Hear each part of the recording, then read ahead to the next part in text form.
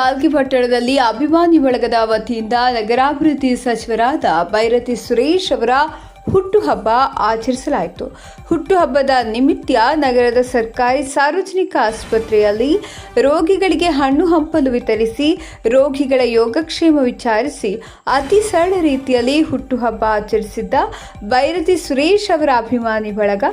ಇದೇ ಸಂದರ್ಭದಲ್ಲಿ ಅಭಿಮಾನಿ ಬಳಗದ ಜಿಲ್ಲಾಧ್ಯಕ್ಷರಾದ ಬಾಲಾಜಿ ಜಬಾಡೆ ಮಾತನಾಡಿ, ದೀನ ದಲಿತ ಬಡವರಿಗೆ, ರೈತಾಪಿ ವರ್ಗದವರಿಗೆ, ಹಿಂದುಳಿದ ಅಲ್ಪಸಂಖ್ಯಾತರ ಏಳ್ಗೆಗಾಗಿ ಶ್ರಮಿಸುತ್ತಿರುವುದು ಅಷ್ಟೇ ಅಲ್ಲದೆ ಸಮಗ್ರ ಕರ್ನಾಟಕದ ಅಭಿವೃದ್ಧಿಗೆ ಶ್ರಮಿಸುತ್ತಿರುವ ನಮ್ಮ ಅಣ್ಣವರಾದ ಬೈರತಿ ಸುರೇಶ್ ಅವರ ಹುಟ್ಟುಹಬ್ಬದ ನಿಮಿತ್ತ ಇಂದು ಅತಿ ಸರಳ ರೀತಿಯಲ್ಲಿ ಬಾಲ್ಕಿ ಪಟ್ಟಣದಲ್ಲಿ ಆಚರಿಸುತ್ತೇವೆ ಎಂದು ನುಡಿದರು.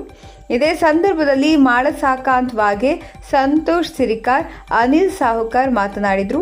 ದೇವಿದಾಸ್ ಲಂಜವಾಡೆ, ಯೋಗೇಶ್ ಬೆಳಕೆರೆ, ಸೋಹಿಲ್ ದತ್ತಾತ್ರಿ, ಶಂಕರ್, ಆದಿತ್ಯ ಮೇದ್ರೆ, ಲೋಕೇಶ್ ಉಚ್ಚಾ ಇನ್ನಿತರರು ಈ ಸಂದರ್ಭದಲ್ಲಿ ಉಪಸ್ಥಿತರಿದ್ದರು. ಸುಪ್ರಭಾತ ನ್ಯೂಸ್ ಬಾಲ್ಕಿ.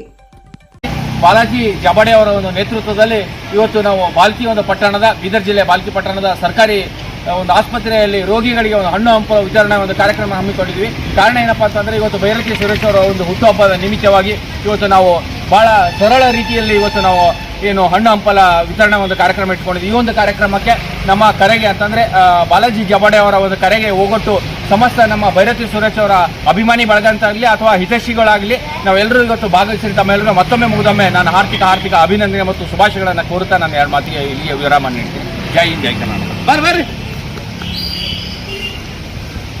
ತುಂಬ ಧನ್ಯವಾದಗಳು.